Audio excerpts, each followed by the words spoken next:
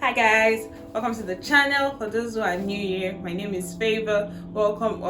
In today's video, I'm going to be talking about how master's programs are generally assessed. You may be wondering, what do I care about how master's programs are generally assessed? I just want to leave my country and relocate with this master's program. Well, you may as well need to know this, because this could really affect your chances of getting a good grade. Then it could also affect your chances of success or succeeding in the course of program that you have chosen. So please pay rapt attention to this. Before I proceed further, I'd also like to state that master's programs, the assessment of master's programs is usually stated in the university, on the portal of universities. They usually state out the course requirements, they state out the courses that you'll be taking, if they are electives, if they are compulsory courses, and they show you, they state it as well, the method of assessment. So please take out time to check this. As much as you really want to travel and you want to pursue your master's, also understand how your course program will be assessed. The first way is through coursework. So coursework is usually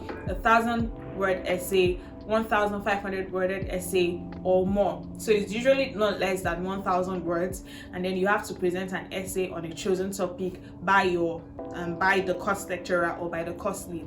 Now, courseworks usually weigh different percentage across board. In some courses you have 2 courseworks, in some courses you have 1 major coursework, and that coursework will be the determining factor of your grade in that course.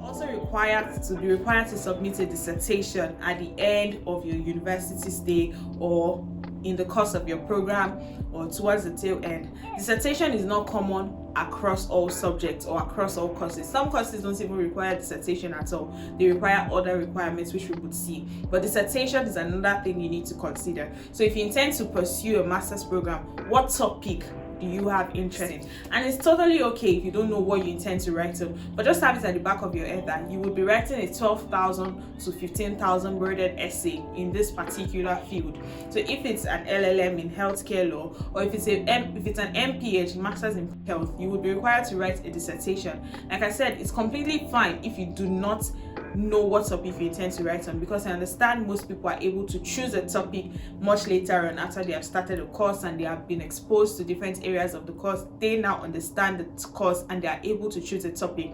But knowing that this is something that you would eventually have to do sort of prepares you for the task guide. The next thing is exams. I personally have been required to write exams. There are different approaches to exams. Some have open book exams, some require you to attend exams physically, some require you to just take the exams, a computer-based test in a certain location, and different approaches to the exam.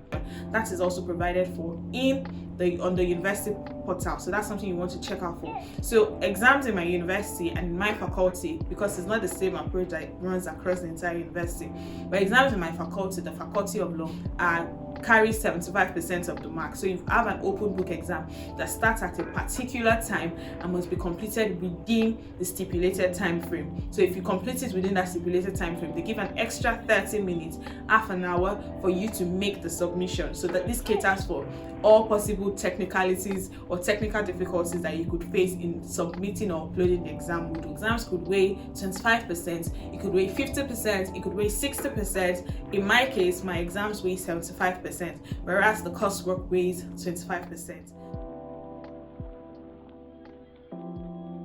The next way in which master's programs are assessed is group work. Yes, you thought you were done with group work. No, you're not done with it. You may still be required to join a group work or undertake group projects together. So your group working skills, your team working skills are also required in this aspect. Master's programs are assessed is through presentation, and this is also linked to group work. Sometimes your group work may lead up to a presentation, sometimes your group work may lead on to you presenting a coursework together as a group. So depending on whatever the case is, sometimes you may be required to just make a presentation by yourself, and then you'll be assessed there.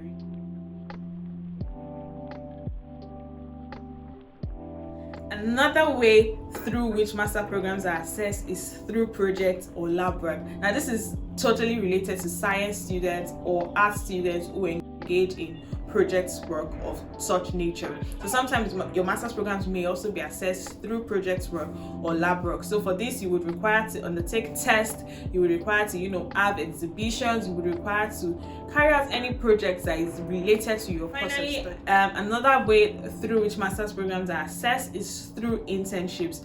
I wouldn't really say it as internship, but it's like a periodic work, so to speak. So sometimes you're required to work closely with your lecturers or work closely with some academic staff, and they are the ones who grade you or who assess you. This also forms part of your assessment. I hope I've been able to give you broad ideas on how master's programs are generally assessed. I'm hoping that you are going to take this information and use it to carefully assess your course of choice, carefully assess your institution, carefully assess the electives or the course choices that you intend to also take, or the modules you intend to take as well when you start your master's program. This will also greatly affect your chances of succeeding at the end of your program. With this, we have come to the end of today's video. Let me know if you learned a thing or two. Let me know what you learned in particular. Let me know if this video was helpful to you in any particular way, and I'll definitely interact with the comments. Like this video if it was important to you or if it was valuable to you, and leave a comment. Like I said, subscribe to the channel, and I will see you in the next one. Bye for now.